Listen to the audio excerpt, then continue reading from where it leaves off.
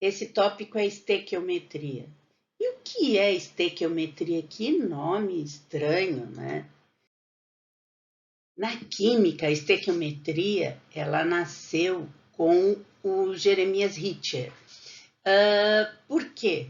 Porque o Jeremias, ele era aluno do Kant. Kant foi o maior filósofo da era moderna. E Kant, ele dizia que tudo tinha matemática. Lá no IMEF, quando vocês passam no corredor, tem um monte de pôster falando sobre porque a matemática está aqui, a matemática está aqui, a matemática. Sim, a matemática está em muitos lugares, mas a química também. Tudo nós esperamos porque tem química, nós fazemos gestão porque tem química. Então, cada ciência puxa a sardinha para o seu lado. Então, a estequiometria é a parte da química que estuda quantitativamente os mol, as massas, o volume dos reagentes e produtos que participam de uma reação. As relações quantitativas entre a quantidade de matéria e de reagentes e produtos numa reação química é a estequiometria. Ela vai ver sempre essa proporção, essa relação. Nós optamos por trabalhar nesse tópico com os combustíveis, devido à grande necessidade humana de depender dos combustíveis. Não é somente para os automóveis, os aviões, as motos, os caminhões, olha quanta coisa. Mas também existem outros tipos de combustíveis que nós vamos ver, como carvão. Mas nós vamos nos inteirar mais nos combustíveis fósseis, aquele relacionado ao petróleo. Vamos usar a gasolina, que é um combustível fóssil. Mas por que a gente fala sobre ela? Porque ela é a que mais é utilizada pela sociedade. No Brasil, eu pesquisei e achei na Associação Nacional do Petróleo que se consumiu em 2019 140 bilhões de litros, ou seja, é muito, muito utilizada. Então, para explorar a química da gasolina, né, a gente precisa falar da sua composição. Ela é uma mistura de vários produtos químicos, mais ou menos uns 100 diferentes, né? A composição exata da gasolina varia um pouco, já que depende de fatores do teor de gás, localização geográfica, período do ano. Mas o que tem mais são os hidrocarbonetos, moléculas que contêm apenas átomos de carbono e hidrogênio. A maioria das moléculas dos hidrocarbonetos, né, na gasolina é de alcanos, cuja a quantidade são de 6 a 11 átomos de carbono. Apresentamos agora os 10 alcanos, os 10 primeiros alcanos, né? Falamos que tem até os 11, então vai do metano ao decano aqui, que são aqueles que têm somente carbono e hidrogênio. O carbono faz 4 ligações, então os hidrogênios completam essas ligações. Mas reforçando, todas essas reações ocorrem dentro do motor ao mesmo tempo, todos os produtos estão lá. Esse mais e essa seta é uma representação química. Como vimos anteriormente, na combustão completa da gasolina, aqui está um exemplo com octano mais oxigênio, forma gás carbônico e água. Mas se a gente perceber, falta uma proporção aí, que é exatamente o que a estequiometria fala na questão da matemática, da proporção. Se nós temos reagindo 8 carbonos, como que pode ser produzido somente um carbono? Eu digo aqui, um carbono, 8 carbonos. O que nós precisamos fazer? Fazer isso ficar parecido um com o outro, tá? Por exemplo, o oxigênio, a gente tem 2 aqui, aqui tem 2 e tem mais 1. Se nós fizermos um passe de mágica do PowerPoint,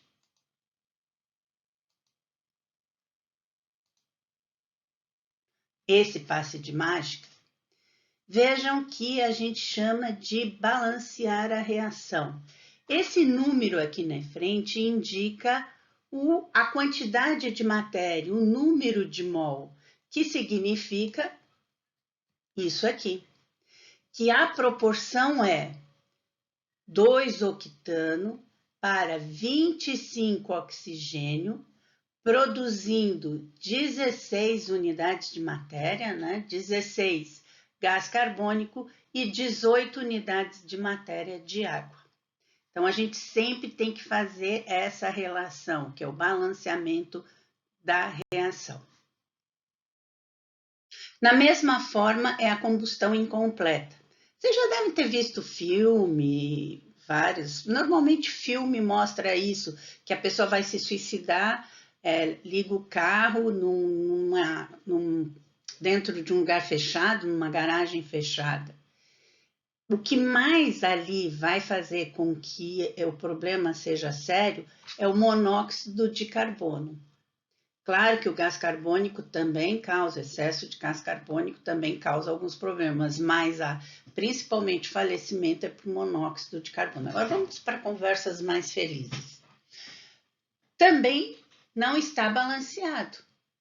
Não tem aqui a quantidade de mol ou a quantidade de matéria necessária. Vamos fazer no nosso passe de mágica e aí a gente coloca que indica isso. Nós temos 2 octano para 17 mol de oxigênio, 16 mol de monóxido de oxigênio e 18 para a água. Então, a relação ela está muito pautada na quantidade de mol, que é a quantidade de matéria. Seguindo na linha de combustíveis, nós trouxemos um combustível que é o metano. O gás metano, ele é um gás produzido a partir da decomposição de resíduos orgânicos por bactérias fermentadoras. Eles são colocados, os resíduos orgânicos, normalmente em fazendas, são colocados nessa câmara fechada, chamada biodigestor, e aí fica fechado lá e se produz o gás, retira o gás e usa como combustível.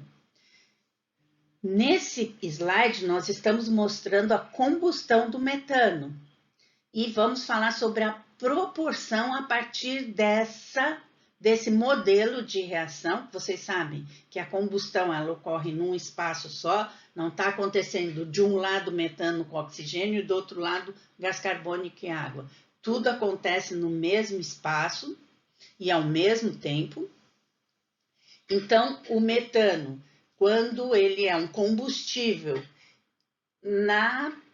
com o oxigênio, que é um comburente, ele produz gás carbônico e água, como a gente viu a combustão ali do octano. Percebam que a proporção aqui é 1 mol de metano produz 2 mol de oxigênio, 1 mol de gás carbônico e 2 mol de água. Essa é a proporção dessa reação que está balanceada, como a gente já conversou nos slides anteriores. O que nós falamos antes? A proporção é 1, 2, 1, 2. Isso é importante a gente saber essa questão da proporção. Normalmente dizem que o químico, matematicamente, gosta de usar muito regra de 3. Foi assim que eu aprendi, lá em 1982, 83, acho que foi isso. Eu aprendi assim, por regra de 3. Hoje em dia se faz mais essa representação por proporcionalidade. Mas que se vocês quiserem usar a regra de 3, não tem problema nenhum. Porque o próximo slide que vai aparecer, ele vai ser um exercício para o webfólio, que é exatamente usar a proporção. Então, para o webfólio, na combustão do metano, qual a quantidade de matéria de oxigênio necessária para que 6,75 mol de metano sejam completamente consumidos na reação? Qual a quantidade de matéria de água formada na reação? Então, monte a reação, ela já foi dada. Se for necessário, teria que balancear. Façam a proporção ou a regra de 3 e coloquem esses dois resultados para a gente ver como que está sendo a aprendizagem. É um desafio. Procure, tente fazer, me procure a monitora, que a gente vai tentar de muitas formas, tentar ajudar nessa aprendizagem. Naquele exercício, usava-se o mol, só um mol. Aqui é um esquema para mostrar quando a gente quer converter uma unidade em outra. Então, aqui, por exemplo, a gente tem a massa molar, o mol, a equação, tem o mol dos produtos e acha a massa molar dos produtos, depois as massas desejáveis. Isso é um esqueminha, só para entender como que a gente pode fazer essa relação. Para que isso aconteça, nós trouxemos para vocês o conceito de massa molar, que já foi dado anteriormente lá no tópico de Química, Propriedades e Medições, cheguem lá, que está lá escrito, né? Que é o famoso constante de Avogadro, que é 6,02, é um número comprido, vezes 10 a 23. Átomos, moléculas, elétrons, fórmulas, são as unidades elementares. Então, a massa molar de um elemento, em gramas, é um mol de unidades elementares de qualquer elemento em 6 vezes 10 a 23 unidades elementares deste elemento. É muito elemento elementares, mas é isso. É mais simples do que parece.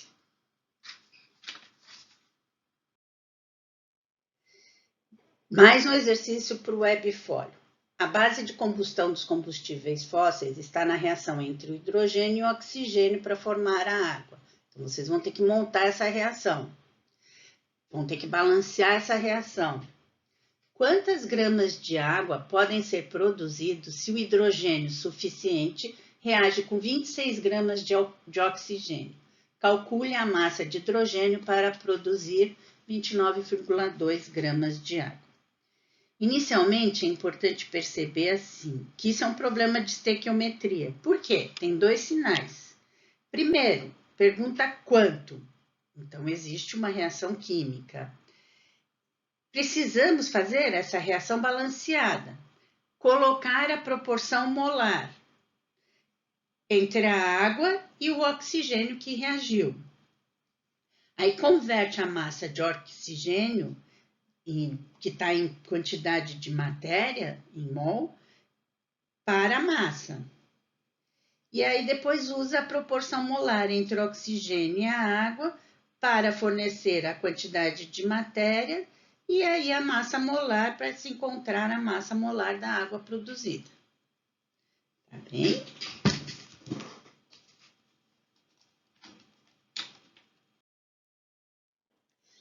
Nos problemas estequiométricos que vimos até agora, né, a quantidade de matéria envolvidas foram pedidas a partir de meio de proporções e das massas molares. Agora, nós vamos expandir isso para determinar a quantidade de matéria e os volumes, em vez das massas. Mas o foco do problema permanece o mesmo. A reação química balanceada ainda fornece as proporções entre as quantidades de matérias de cada espécie da reação, né? Aí esse fluxograma, esse esquema, né, é para resolver o problema de estequiometria. Então, ele mostra as ações que precisam ser consideradas. Percebam que tem aí uma fórmula, que é a quantidade de matéria, igual a uma concentração molar vezes o volume, né? Quantidade de matéria é um mol, concentração molar é mol por litro e o volume é em litro. Normalmente, a normatização é que seja em litro. Então, aqui vamos começar com o problema resolvido. A hidrazina é um combustível usado em satélites artificiais e ela é feita na reação de hipoclorito de sódio. Hipoclorito de sódio é que está muito diluído, mas esse é o cloro que falam, o quiboa, cândida, como é que chama em Rio Grande? Clorofina.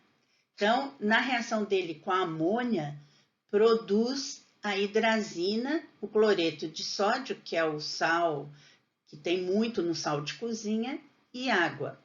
E aí ele dá lá 750 ml. Percebam que quando nós falamos 750 ml, já anteriormente dissemos, tem que passar isso para litros.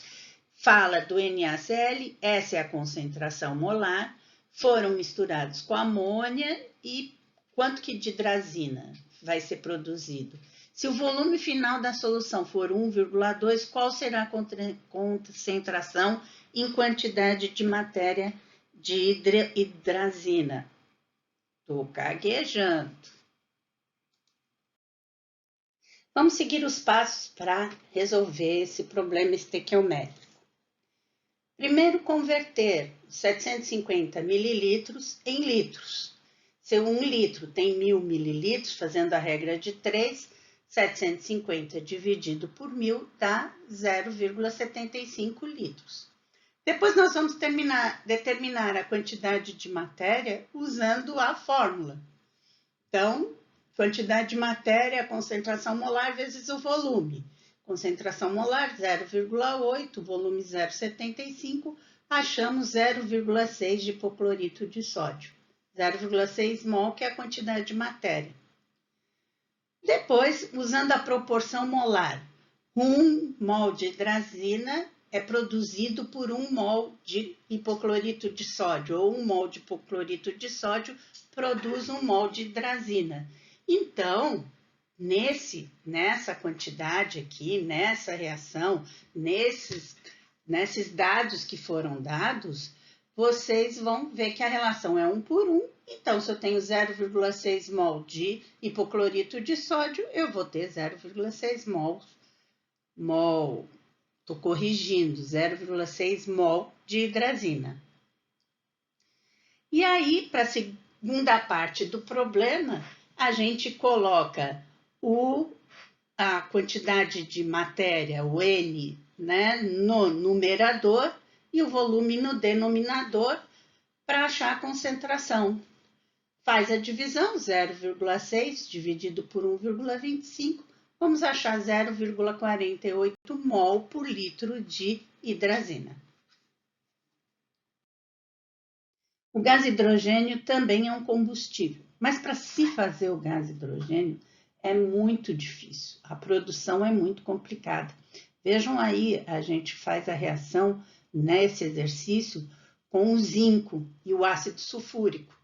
E aí produz sulfato de zinco e o hidrogênio. Mas não é fácil fazer isso com uma produção industrial para consumir como combustível.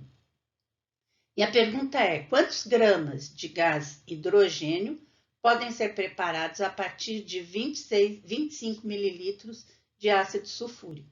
Não esqueçam de converter o mililitros em litros. E muito bom trabalhar com vocês, como sempre. Agradecemos. No tópico vai ter uma animação mostrando como que funciona o motor, outros vídeos, um mostrando sobre o petróleo, como que é a produção do petróleo, como que do petróleo sai a gasolina, e espero que esses vídeos e essa apresentação que fizemos para vocês possam produzir muitas aprendizagens. Coloquem isso no Webfólio.